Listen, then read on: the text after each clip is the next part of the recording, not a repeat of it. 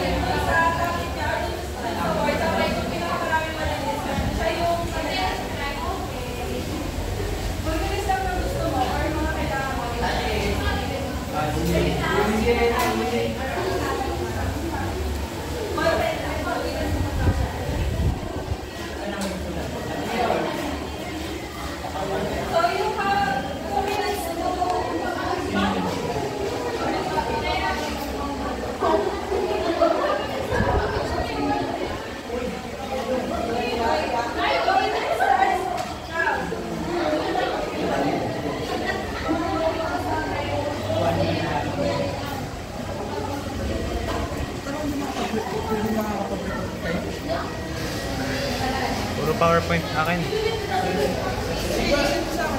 Ha? Hindi nga, nandun nga sa laptop eh. Ay, magtuloy. Malas na. Wala pa si ate, ano? Wala pa si ate, Karo.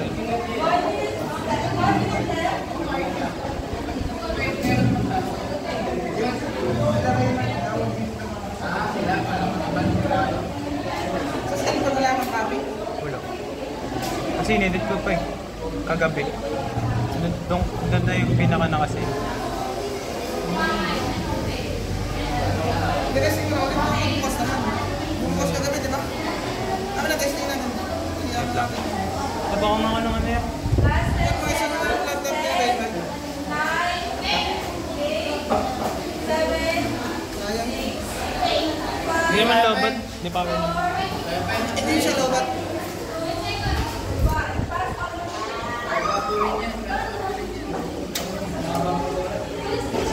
Kabila. Yung capacity na yun. Marami ka pang na-download na siya. Umay. Takas capacity siya. Marami ka lang na yan. Saan ang power na yun? Oo, yan. Bumibigay na.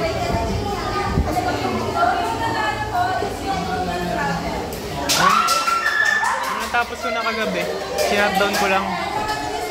Tapos ko na kagabi, sinutdown ko. Tapos, charge ko kaninang umaga bago pumasok. Tapos, pag open ko kanina, ganyan.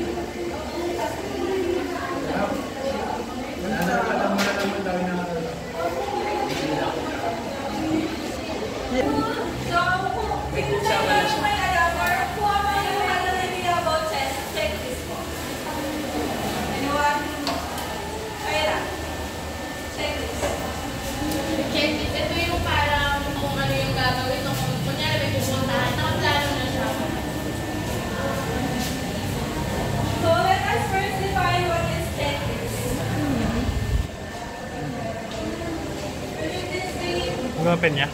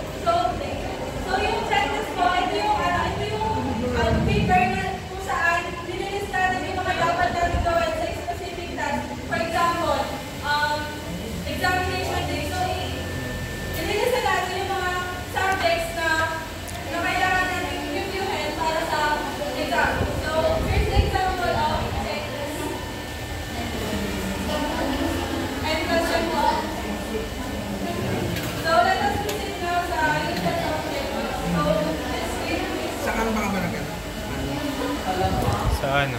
WPS. WPS.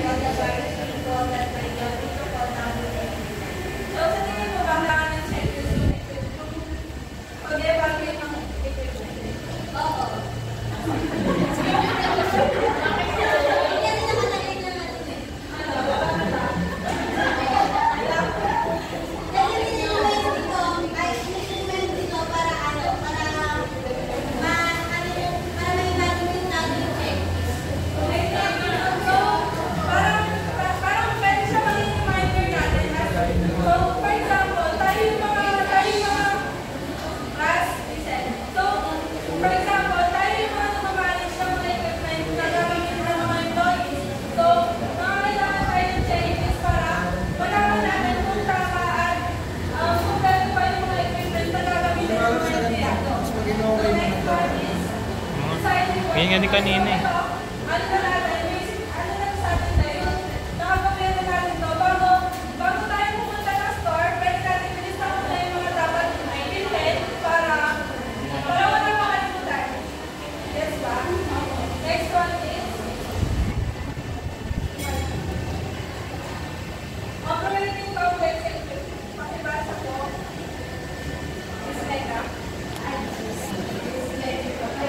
Complex,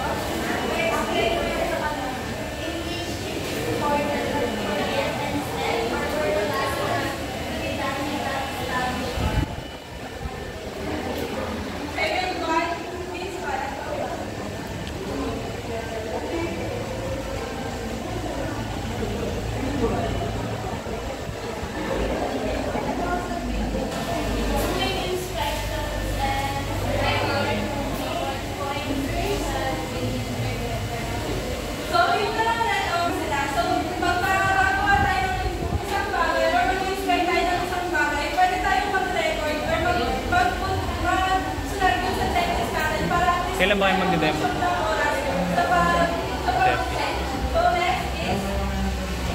Takto, wala si sir. Wala si sir. Dito na lang kaya kayo? Sa klase? Ayaw nga pa.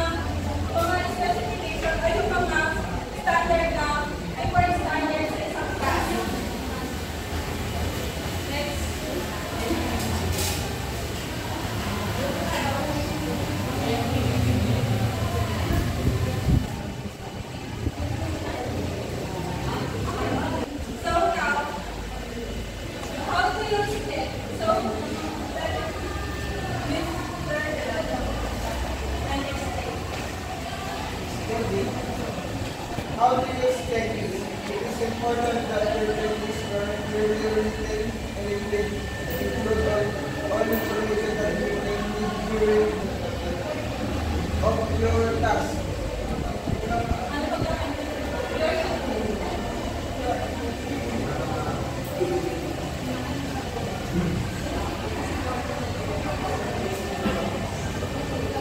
So yung checklist daw dapat alam mo dapat yung mismo target ng checklist mo para masunod yung development kasi yung checklist para may step by step na process para makapunta. Kasi pagka yung checklist mo malaktawa mo yung isa parang hindi naman yung problema na karoon. So, dapat yung pagsusulat by checklist ng checklist is dapat clear and dapat nakapaloob doon lahat ng mga information kasi ano pong sense ng gumawa ka ng checklist kung meron ka isang nakalimutan na. So, ano mga mga nasa loob ng checklist? So, here you have a list of the things that we checklist do. So, makibasa mo.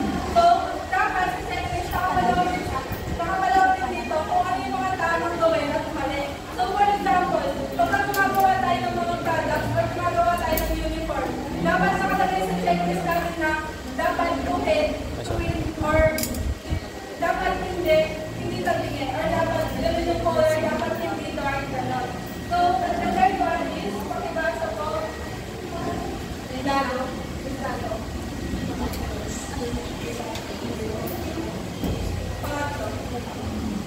How often it has to be inspected, frequency of the checklist.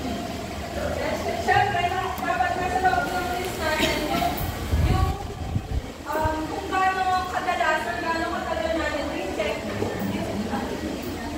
Or gaano natin kadalasan i-check yung isang bagay. So the next one is kulang sa task or verification. So dito nakalagay din sa checklist natin kung sino yung mga naka-assign na specific task. For example, sa isang research, mag-a-assign ka ng isang grupo mo sa isang methodology, sa isang part, or sa mga part ng thesis. So yun yung isa sa nakalagay sa checklist. So the last one is, okay na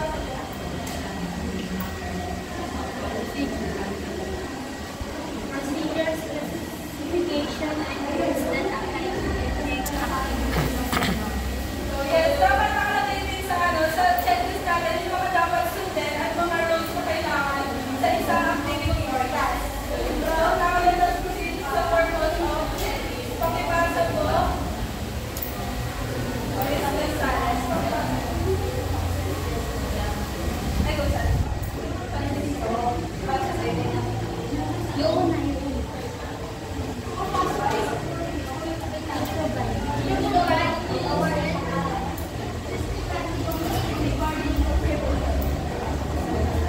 Second one, pakibasa po. Nakikita mo?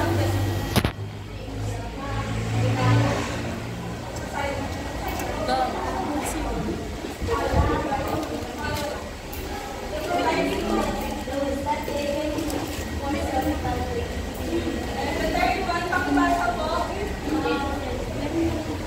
Provide example of criteria for student at the field of a project of learning activity. So, Mr. Rivera, sa tingin mo bakit naging purpose ng checklist yung pag-provide ng tools at ano ba kakainin?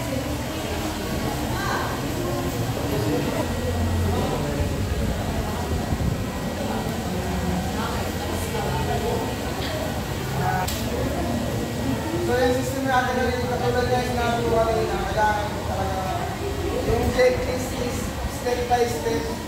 Kasi para doon ma-observe yung develop katulad sa daily routine mo, kung ano ba yung checklist sa daily routine. Pero doon sa checklist na So yung checklist na systematically record observation para maging organized or matrack natin yung mga observations sa isang task. So, sa pangalawa naman, so yung student inaalaw yung mga students na maging aware sa mga ginagawa nila or maging organized sa mga dapat nilang gawin. So, yung sa mga safe lang siya, parang lahat din naman kasi ng purpose ng checklist is para maging sunod-sunod or wala tayong mag-miss na mga steps or procedures sa isang activity. Okay, so yung pangalan, to document the development of the skills, strategies, attitudes, and behavior that are necessary for effective learning and to identify students' learning needs by summarizing learning to 8 stages. So now let's proceed to the benefits. So, sa tingin nyo ano yung benefits sa isang maliit lang na mag-aaral or yung nasa grade school ba ng isang checklist? Anyone? Sir ba? I mean, yung benefits sa isang grade.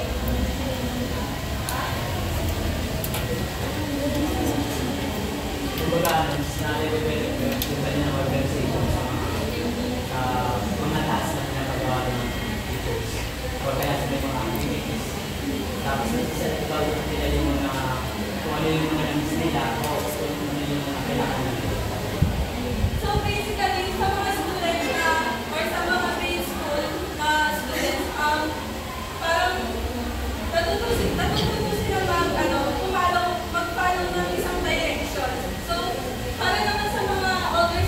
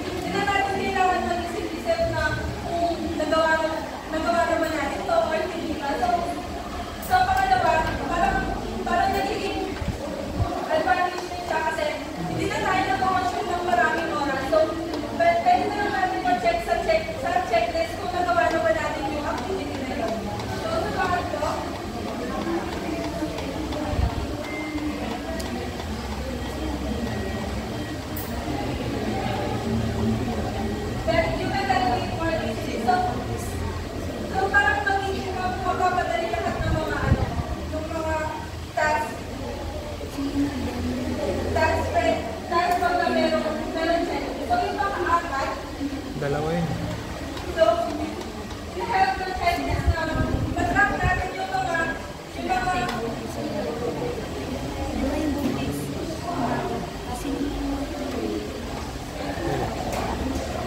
Kailangan ko nito. So, para na-track niyo yung mga growth natin or yung mga na-enhance natin or na-improve natin sa isang G.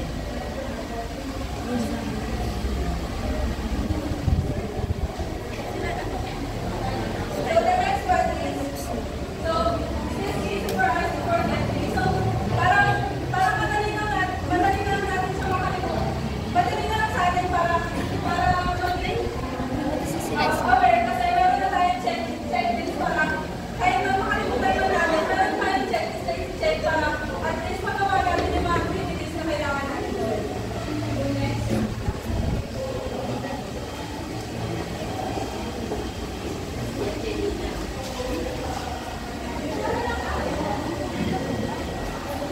So, magandang buhay everyone. My name is Sheila Esparman and today do our discussion.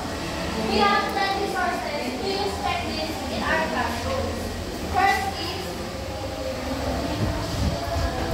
wonder list. Do you have any idea from word wonder list? Do you have any idea? Wala po.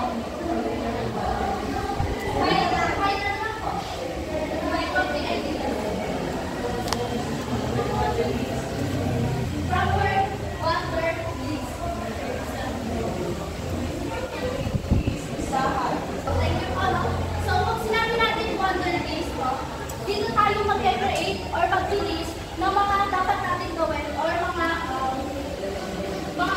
need natin tapusin gawain.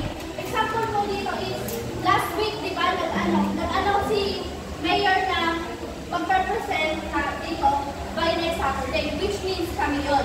So, nung malaman namin kami yun, is nag-download agad ako ng apps na Wonderlist. Dito sa Wonderlist, is nag-list ako ng mga dapat ko unahin sa hindi ko dapat unahin. Diba? So, maganda dito sa Wonderlist app, yung mga list natin, o relate natin mga gagawin, is pwede natin ma-download at saka pwede natin ma-click. Kapag pag ayaw yung tumitingin lagi sa cellphone para tignan kung sabay yung ginawa ko, pwede natin siya i-print. Yun yung Wonderlist. Yes?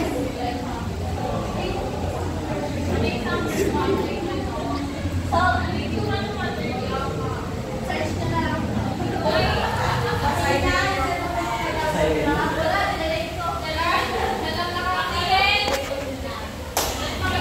Pangalawa is overstrike. Kung makikita nyo, may naka-schedule. Dito release lang din tayo at nag-treat din tayo ng mga hindi natin tapusin.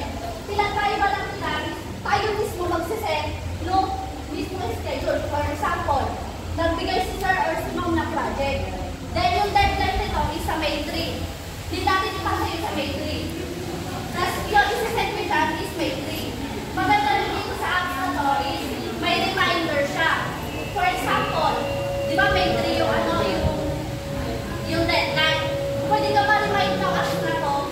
Kunyari, isa-set mo is April 27. Pag nalogin yun sa cellphone nyo, na may link na tapusin or may link na ipasa sa May 3. So, bali mas maganda siya kasi siya na mismo yung magre-remind sa'yo. Pag nalogin ka siya. So, next is Pinterest. Alam ko, familiar na kayo sa word na Pinterest. Sino may idea? China. May idea ka ba sa Pinterest? Ang Pinterest kasi pwede din siya gamitin checklist kasi meron ng apps na pwede kang maglagay ng mga gagawin mo yung mga pwede. Yes, tama po. No? Si checklist, dito po is makakakuha tayo ng idea like photos and videos. So, dito, kahit kung gagawa kayo ng account, hindi nyo muna mag-sign up. Magsa-sign up kayo dito or pwede nyo i-collect na lang sa FB or email. So,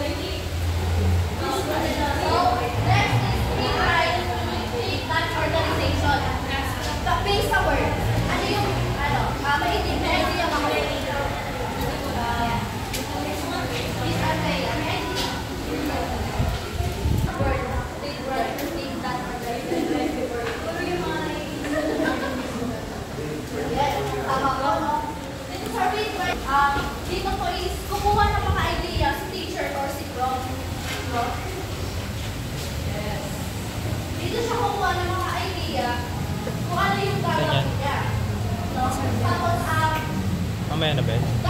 kayo. future educator po tayo, dito sa site na to is pwede tayo makakuha ng ideas. Dito kasi is meron na books, meron din tayo makikita dito mga lesson plans, mga authors yan. Yun po yung free writing or that So, next is templates. Sino po may idea?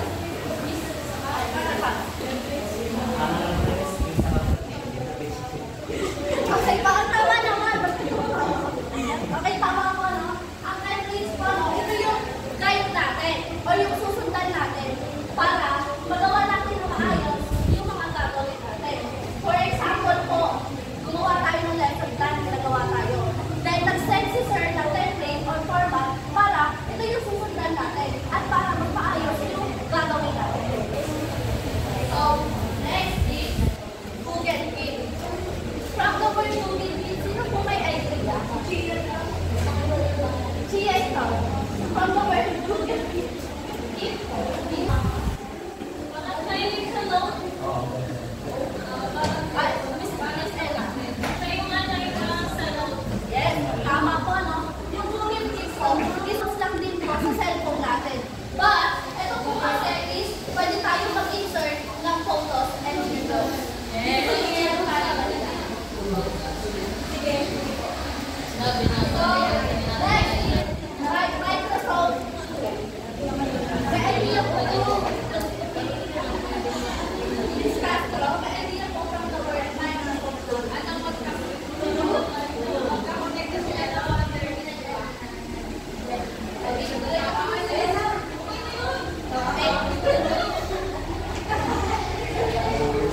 Okay, bueno, dito po is, pwede po tayo mag-download dito sa laptop, computers, o devices po na meron tayo.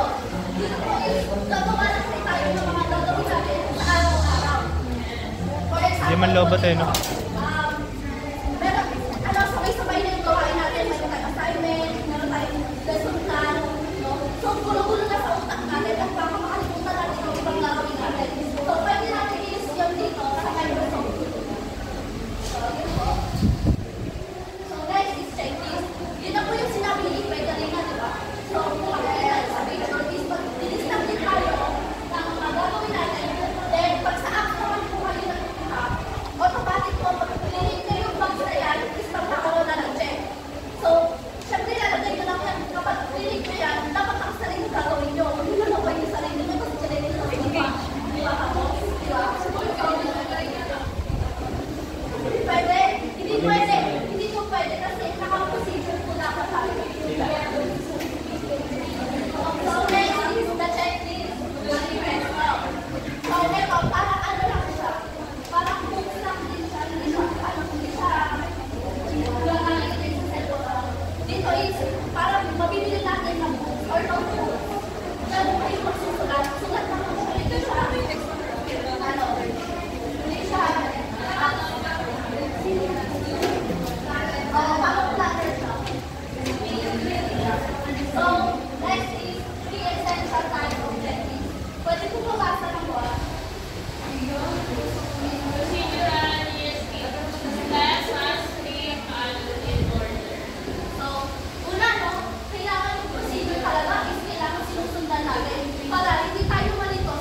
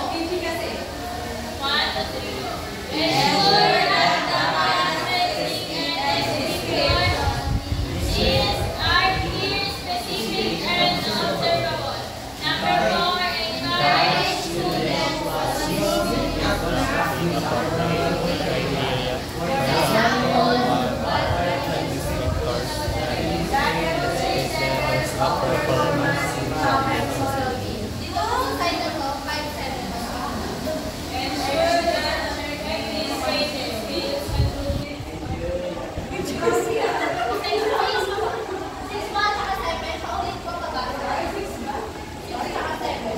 Ay, kaka-7 na yan. ensure that administrative skills and groupings are updated to track process over time. Leave space to record anecdotal notes or comments. Use generic templates that become familiar to students and to which are used description can be added depending on the outcome being assessed. So, last is 8. Provide guidance to students to use and create their own checklists, rating scales, and rubrics from for self-assessment or assessment as guidelines for goal setting. So, base po sa ano, di ba alam na po natin kung ano yung rubrics? Di ba natakal na po natin kung ano yung rubrics? So, magtanong po ako, ano po yung pinagkaiba ni checklist sa rubrics? Ano nga ba? Alam ni Chia yan? Sino po may idea kung ano pinagkaiba ni checklist sa rubrics? Ako nga, Miss Shaira. Rubrics kasi meron sunod na parang kailangan natin gawin sa checklist na lang, check lang natin. Yes, no? So, in rubrics, mas madaling gamitin si checklist kaysa kay rubrics. Si rubrics kasi is kailangan pa natin ng criteria or directed sa lahat po ng apps na ginamit natin or nabanggit. Ano din mas, anong naging ano naging ano naging anong yung tumatak sa iyo? Interest. Hindi, I mean, di ba sa mga apps na ginamit natin, mas napadali pa yung gagawin natin our LinkedIn cookies. Basta madali. Bakit? Kasi ano, alam natin yung mga pagkakasalit sunod na hindi natin nakakalimutan. Right? Thank you po. Tama. So, yun lang po ang sabi ko. Thank you.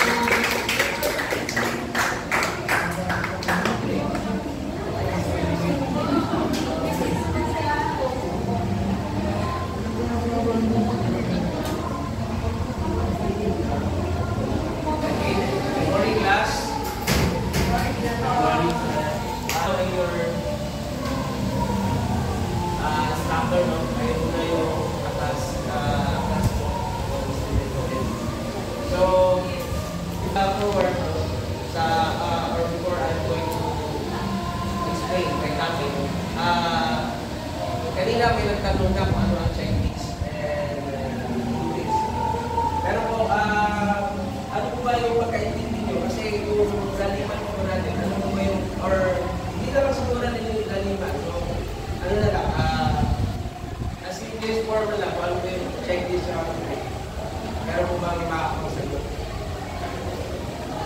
Parang sinabi ko naman lang yung rubrics ay meron mga criteria, nandun yung performance na ilan, no? And then, nandun din yung mga scriptors, no? Nag-describe ka kung ano yung mga dapat na gagawin na paano yun sa rubrics. But checklist, simple na maglalagay ka lang kung ano yung mga gusto mong ilalagay ron. And then, once na ma-meet yun ng student mo o nasa certain nasa ano ka ba, nasa organization or company, it is okay na po yun. So, madali siya, it is a simpler form of para ma-assess mo yung student mo o ma-check mo yung gawain ng isang mga estudyante mo. So, katulad na kayo na, di ba, una, pinag-ibanan mo ng sector about organization or the second, pinag-ibanan din kung ano po ba yung pwedeng magawa o ano ba yung mga katulong sa atin in making checklist katulad ng yung mga apps, katulad ng yung mga apps utilization. So, now, my topic is all about how to create ito. So, isa-isahin mo natin. We're going to enumerate what is checklist and what is the from checklist to bricks. Una nga, ganito ang tanong. Alam naman natin na simplest form lang po yung checklist. So, palagay nyo, ano po ba yung pinakabagong estilo o strategies sa kanila? Yung rubrics ba o yung checklist? Sa tingin nyo po? Yung pinakabagong estilo na checklist po yun. Kasi ang rubrics po ay traditional. So, panahon pa po ng po before the when we start na yung teaching maybe sa buong mundo o dito sa Pilipinas, ang ginagamit po nila rubrics. So, malulupit po yung mga tao natin kasi malalim po yung pinag-umulan nila. Pero dahil sa siguro bumibilis ang panahon, bumibilis nila yung technology. Para mapabilis na rin, gumawa na rin sila yung checklist. So, dito na po tayo sa IMS. topic of steps to create checklist or rubrics. So, on our lesson, pag natinigan nyo yung delivery siguro natin, may kita nyo po doon, meron nakalagay nyo na 6 steps of create checklist. Pero kung pag tinignan mo siya maigi, 5 na po yung may kita natin. So, what are they? So, nandun po yung una, step 1. Para makagawa ka ng checklist, you have to define yung goal. Identify yung muna yung goal.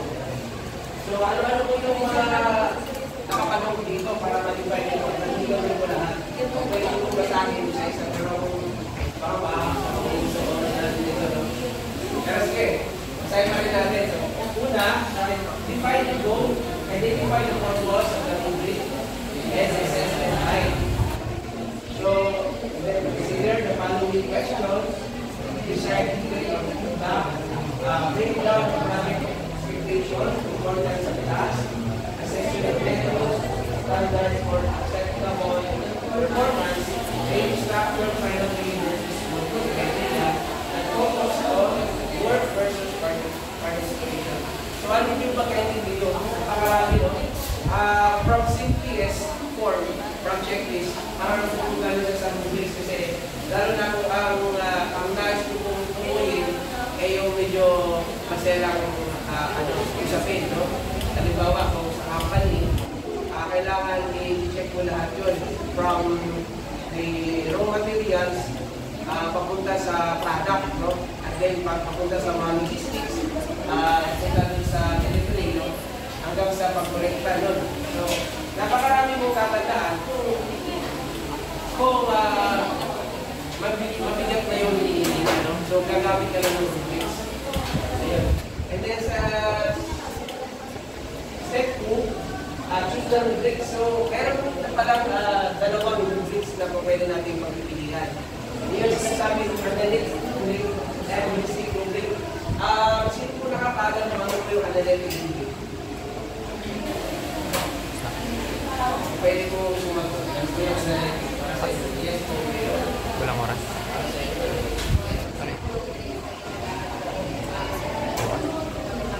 Next week. Okay. So, yung analytic rubric, ginagamit natin yung specific task or person na gusto natin i-assess para ma-check natin siya. And then, what about the holistic rubric? Sino yung makakapagpapasya na definition or explanation? Other than, wala mo dito. Hindi yun pati.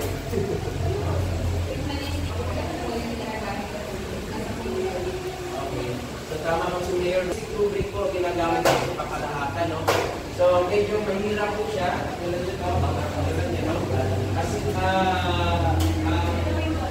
it's harder to apply accurately kasi nga, hindi po ibig natin siya. So, marami kong babantayan.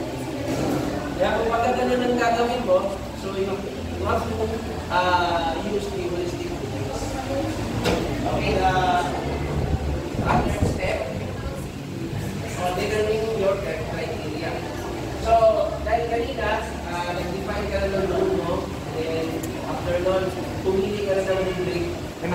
nila. naman ngayon, please, titignan mo kung anong criteria na pwede pumasok din sa mismo mangyari. Diba? Kung halimbawa sa isang trabaho, ang titignan mo doon kung qualified ba talaga siya. So, kailangan gumawa ng checklist. Kung ano yung mga katangian ng gusto mo sa tanggapin sa isang trabaho. So, ay isang so, ito yung mga kailangan. So, determine your criteria. Kailangan puro ano ako eh. PowerPoint presentation ako. Store knowledge and skills to assess, grouping similar items, and determining knowledge and advance. Para maliman, Puro video. matanggal mo yung ibang hindi mo naman kailangan. Then, 4 to 7 yung criteria. So, dito ka na gagamit ka ng numbers dito. So, ang public, yung nilagay ba niya sa checklist kasi sa public, kailangan mo na may percentage ka. O yung bilang, may kita mo siya, diba? So, yun yung nilagay nila sa checklist and then, okay, then, Tas 10 to sila? third, Tas 10? create your performance levels. Pwede ba kayo? Tatlo lang kayo? Isa? Tatlo? Yun, kayo na lahat. Isa tatlo lang kayo? Isa.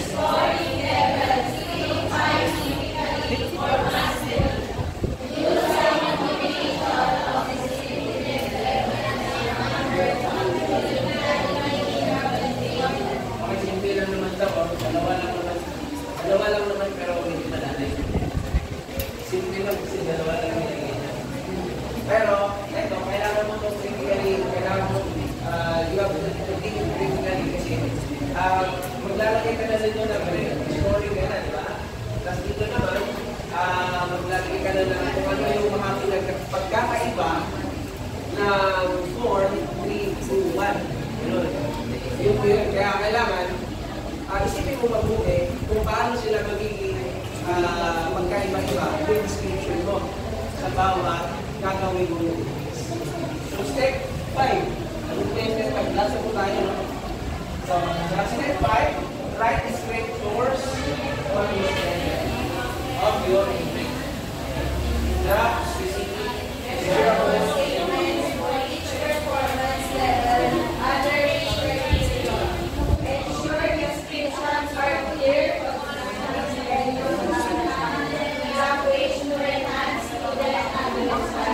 okay, tulad ng sinabi ko kanina, hindi pa natin dito na kailangan na ayusin mo yung description mo at yung next yung mga ilalagay yung mga word para hindi naman malito yung judges kung mayroon naman, di ba? Kasi meron talaga yan kasi gumagawa ka ng rubric para titingnan judges kung mayroon naman or titingnan ng isang supervisor or manager sa isang trabaho.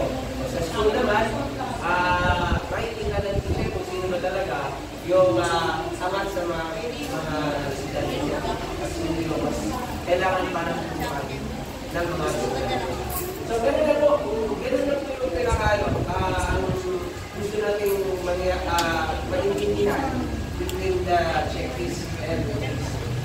Pero sa schola, ang topic talaga natin is all about checklist. Hello, ang topic po talaga natin is checklist, no? Pero, pagka kasi yung lumalalim na po yung gawain, napupunta na po tayo ng checklist kasi kailangan na story. Okay, so, ngayon, titingnan natin, nabit ba natin yung objectives natin?